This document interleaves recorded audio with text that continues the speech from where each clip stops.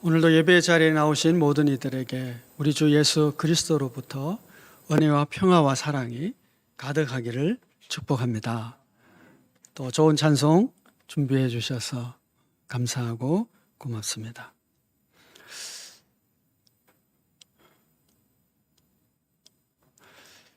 오늘 말씀은 밀레도에서 에베소 교회의 장로들과 헤어진 이후에 바울 일행이 예루살렘으로 올라가는 과정에 있었던 그 여행기라고 할 수가 있습니다.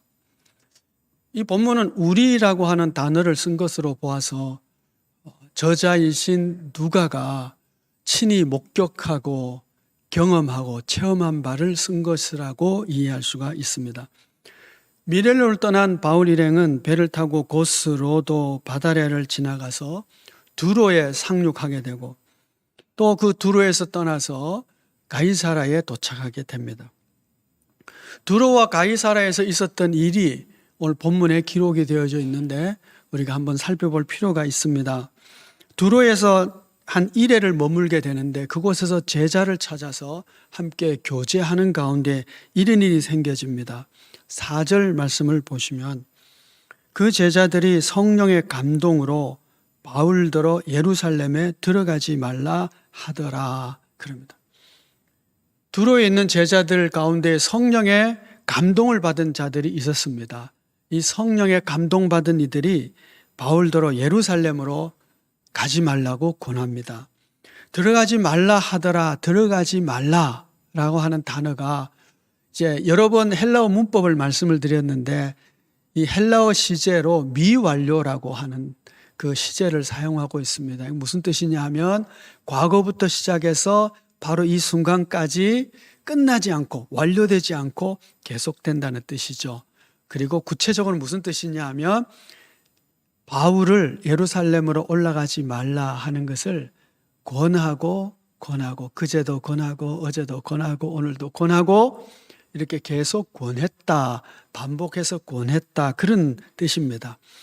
이렇게 성령의 감동을 받은 사람들이 바울로 하여금 예루살렘으로 올라가지 않았으면 좋겠다라고 권했음에도 불구하고 6절 말씀을 보시면 서로 작별한 후 우리는 배에 오르고 그들은 집으로 돌아가니라 그럽니다. 성령의 감동으로 말하는 제자들의 그 권함을 거절했던 것이죠. 그리고 두로를 떠난 이 바울 일행은 돌레마이에서 하루를 보낸 후 가이사라에 도착하게 되고 그곳에서 전도자 빌립의 집에 머물게 됩니다. 그래서 10절 말씀을 보시면 여러 날 머물러 있더니 아가보라 하는 한 선지자가 유대로부터 내려왔다고 말합니다. 이 아가보라고 하는 이 선지자는 사도행전 11장 28절에도 언급되고 있습니다. 사도행전 11장에서는 이렇게 기록하고 있는데 그 중에 아가보라 하는 한 사람이 일어나 성령으로 말하되 천하에 큰 흉년이 들리라 하더니 글라우디오 때에 그렇게 되니라 그랬습니다. 그러니까 이분은 성령으로 예언하는 사람이고 그 성령으로 하는 예언이 상당히 신뢰받을 만한 예언이었다라고 하는 것을 우리가 알 수가 있는 것이죠. 이런 신뢰받을 만한 예언을 하는 선지자 아가보가 이제는 빌립 집에 내려와서 이렇게 이야기를 합니다. 11절 12절이죠. 우리에게 와서 바울의 띠를 가져다가 자기 수족을 잡아매고 말하기를 성령이 말씀하시되 예루살렘에서 유대인들이 이같이 이 띠 임자를 결박하여 이방인의 손에 넘겨주리라 하거늘 우리가 그 말을 듣고 그곳 사람들과 더불어 바울에게 예루살렘으로 올라가지 말라 권하니. 예루살렘으로 올라가지 말라 권했다. 이 단어도 역시 미완료로 쓰여져 있습니다.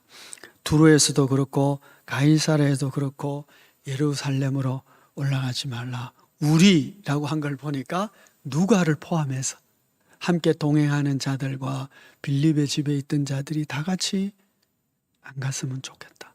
말렸다는 거죠. 자, 이런 계속되는 만류에도 불구하고 바울은 14절 말씀에 그가 고난을 받지 아니하므로 우리가 주의 뜻대로 이루어지이다 하고 그쳤노라. 그럽니다. 바울이 말을 안 듣는 거예요. 바울의 고집이 참 센 것 같아요. 고집인지 소신인지.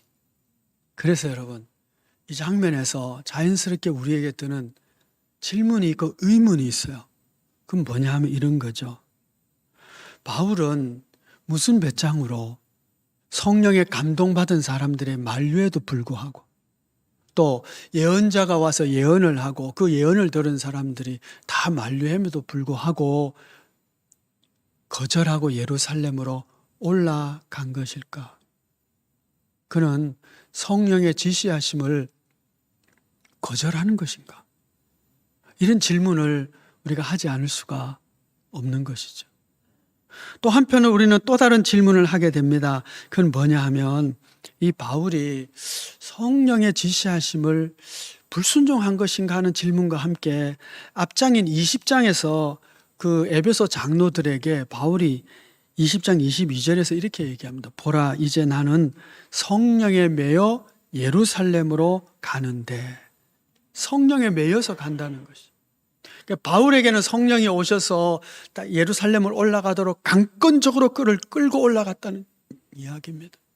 그러면 바울에게는 성령께서 너 예루살렘을 올라가야 돼. 그러면서 탁 결박해서 예루살렘을 올라가게 하면서 다른 성령 받은 사람에게는 혹은 예언자에게는 다른 말을 하신 건가? 그럼 성령은 이 사람에게는 이런 말하고 저 사람에게는 다른 말을 하는가? 이런 질문을 우리가 갖지 않을 수가 없는 것이죠. 이런 질문을 가지고 우리가 본문을 다시 살펴볼 때에 아주 참 중요한 메시지를 받게 됩니다. 자, 성령님께서는 바울에게 대해서 그의 소명에 대해서 얘기하고 여러 가지 말씀들을 하시는데 20장, 그러니까 우리 앞장이죠. 20장 22절부터 24절까지 말씀을 보시면 이렇게 기록하고 있습니다. 22절 이하에 보라, 이제 나는 성령에 매여 예루살렘으로 가는데 거기서 무슨 일을 당할는지 알지 못하느라 오직 성령이 각 성에서 내게 증언하여 결박과 환난이 나를 기다린다 하시나. 그러니까 아가보에게 성령이 말씀하신 바와 그리고 성령에 감동받은 자들의 감동도 이와 같겠죠. 바울에게도 한 거예요. 각 성에서 예루살렘에 올라가면 너는 결박을 그리고 여러 가지 환난을 겪을 것이다. 성령이 말씀하신 거예요. 똑같이 다 말씀하셨어요. 그런데 24절 말씀을 보시면 그럼에도 불구하고 내가 달려갈 길과 주 예수께 받은 사명 곧 하나님의 은혜의 복음을 증언하는 일을 마치려 하면은 나의 생명조차 조금도 귀한 것으로 여기지 아니하노라. 자, 핵심 포인트는 이거예요. 바울에게도 이미 그런 성령의 지시하심이 있었어요. 예루살렘을 올라가야 된다. 그런데 그곳에서는 환난과 결박이 너를 기다리고 있을 것이다. 그러자 바울은 마음에 작심을 하고 결심을 하죠. 환난이 있다 할지라도 나는 주 예수께 받은 복음 전하는 일, 이 은혜의 복음을 전하기 위해서는 내가 목숨도 걸고 환난 그 결박이 있다 할지라도 나는 복음을 위한 이 일에 순종하며 갈 것이다. 그렇게 결심했다는 거죠. 자, 이것을 가지고 이 바울의 결심을 가지고 오늘 본문의 예언과 환상을 본 사람들을 다시 생각해 보면 환상과 예언이라고 하는 것은 바울이 이제 장차 올라가서 환난과 결박을 받을 것이다. 험한 꼴을 볼 것이다. 라고 하는 거기까지가 환상이지 그 다음에 어떤 지시하심은 없었다라고 한 것이죠. 환상을 보긴 보았지만 그 환상을 통해서 하나님이 참으로 원하시는 것이 무엇인지를 해석하고 적용하는 일에는 이들이 실패한 거예요. 잘못 적용했다는 뜻이죠. 자, 환난이 기다리고 있다라고 했을 때에 사람들이 생각할 때는 그거 가면 안 되겠다라고 일반적으로 생각하겠죠. 그러나 바울은 뭘 생각하느냐 하면 환난이 기다리고 있다 할지라도 나의 사명의 자리가 그곳이기에 나는 갈 것이다, 이렇게 하는 것이죠. 그러니까 환상을 보고 그 이야기를 들은 사람들이 미처 생각하지 못한 것은 바울을 부르신 하나님의 부르심이 무엇이냐라고 하는 소명은 놓쳐버린 것이죠.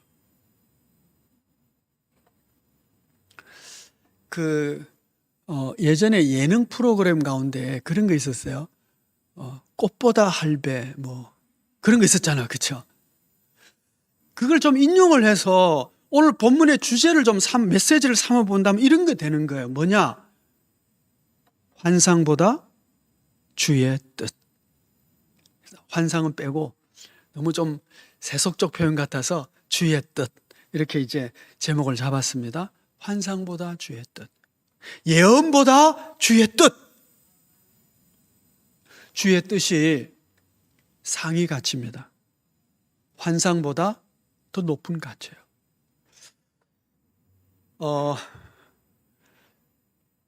우리 법 체계에 의하면 헌법이 최고의 가치입니다.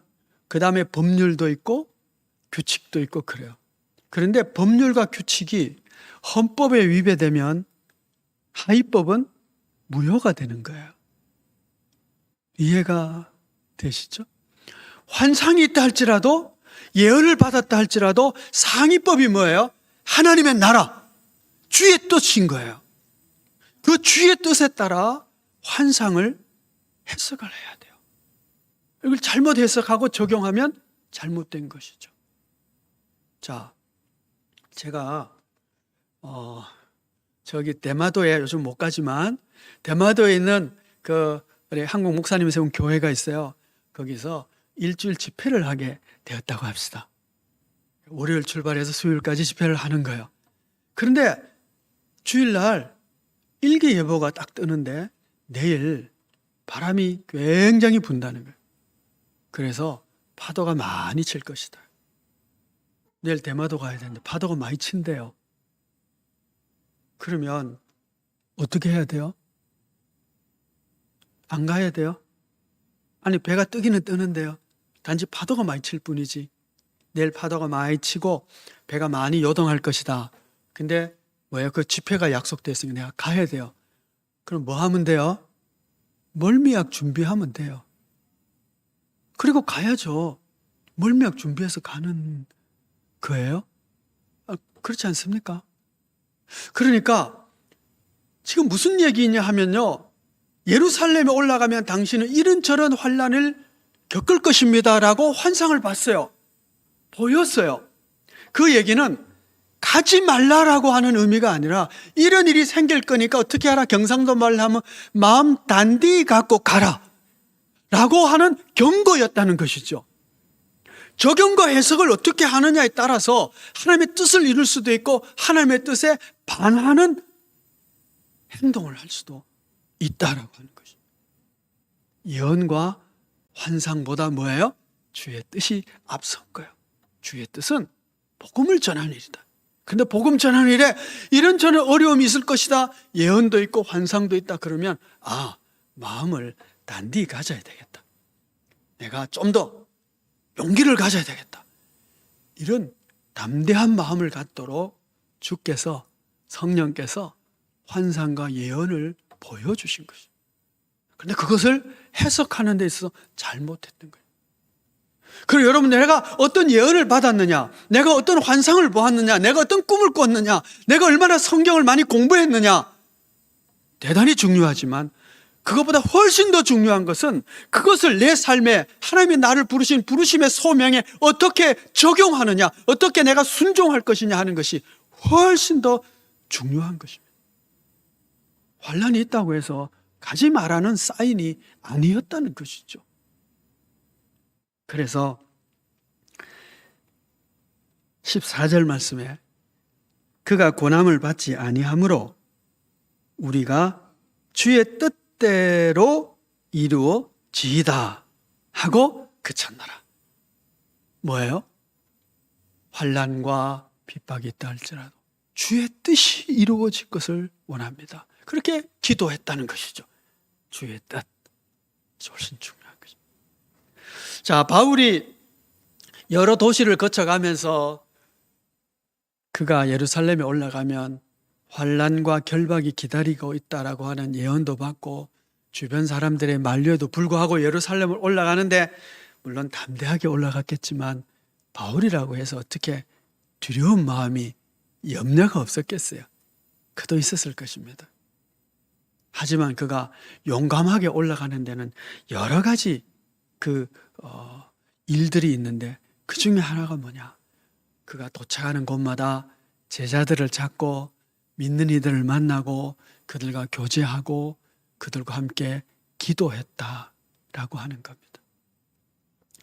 에베소 장로들과 헤어질 때도 20장 36절을 보시면 이 말을 한 후 무릎을 꿇고 그 모든 사람들과 함께 기도하니.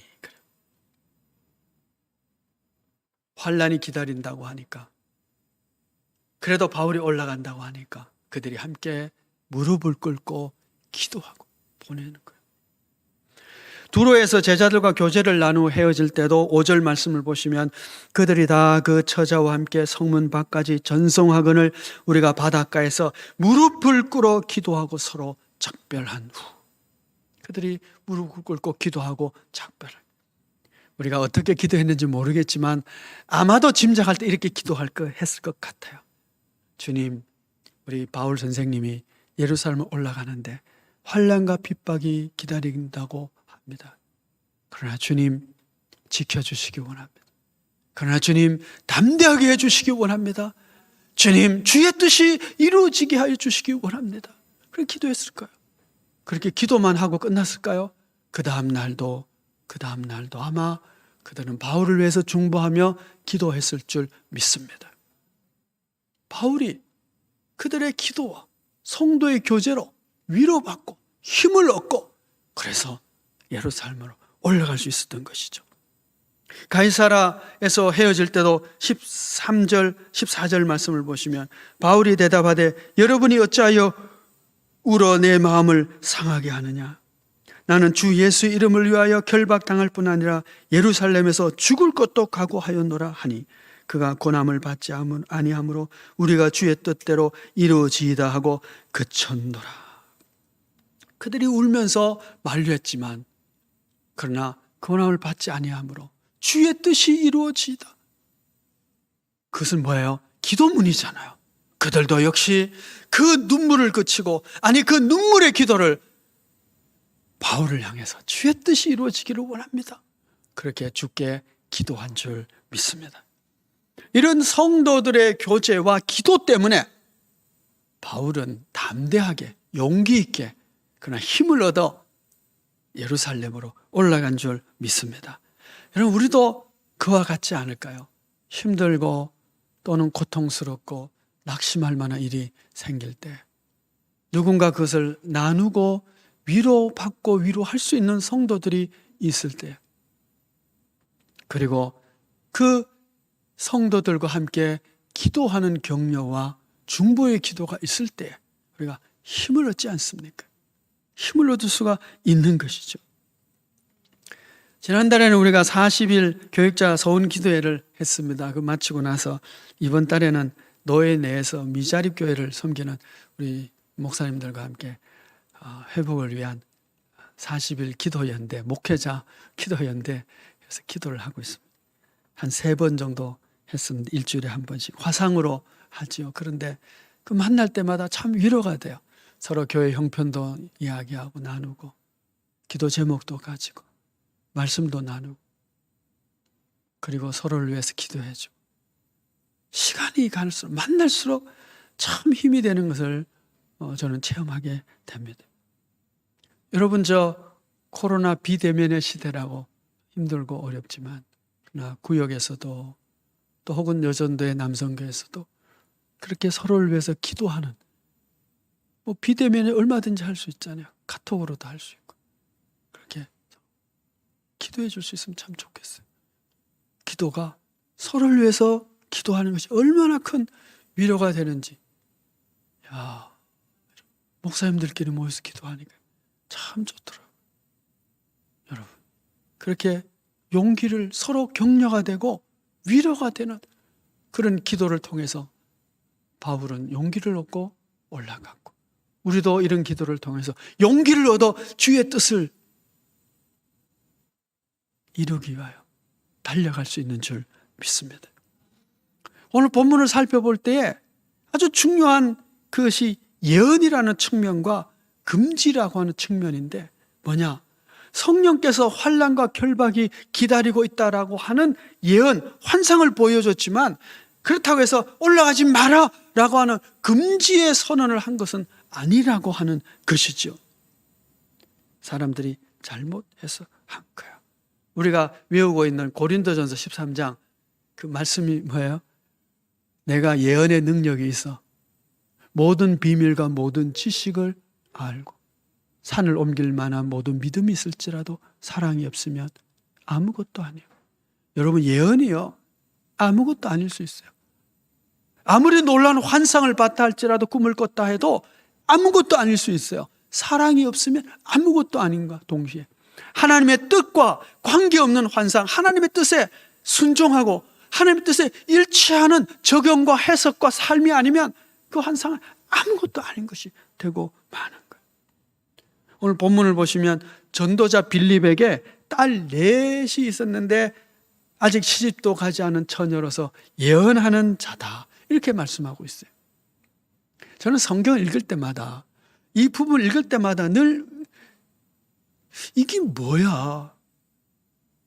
아니, 빌립 가정에 시집가지 않은 예언하는 처녀 4명 있었다는 게 도대체 이거 왜 기록한 거야? 라고 하는 의문이 있었어요.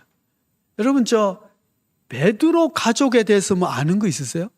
그냥 뭐 열병 들렸던 장모 뭐 그런 정도인데, 베드로의 아내의 이름 아세요? 그 자녀들 아세요? 없잖아요. 아니, 사도들 중에 최고 수장인 베드로 가족사에 대해서도 성경은 기록 별로 안 하고 있는데, 전도자 빌립의 딸이 4명이나 있고 시집도 안 간 딸인데 예언을 한다? 이 뭐 도대체 뭐예요? 이걸 왜 기록한 것일까요? 무슨 의미야 이게? 라는 질문을 있었어요.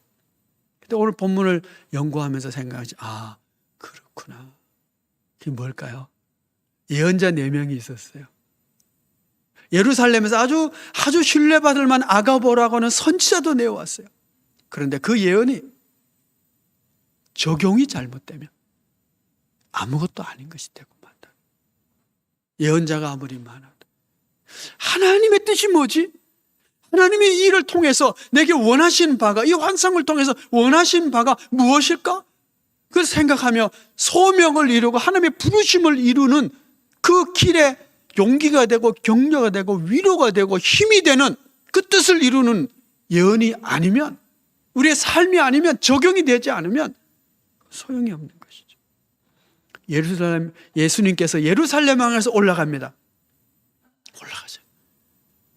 그리고 그곳에서 내가 여러 가지 환난을 당하고 죽을 것이다 말씀했을 때 사도들이 다 말려요. 베드로는 뭐라고 말합니까? 주여, 그리하지 마십시오. 이 일이 결코 주께 미치지 아니하리다. 그러자 주님이 뭐라 그래요?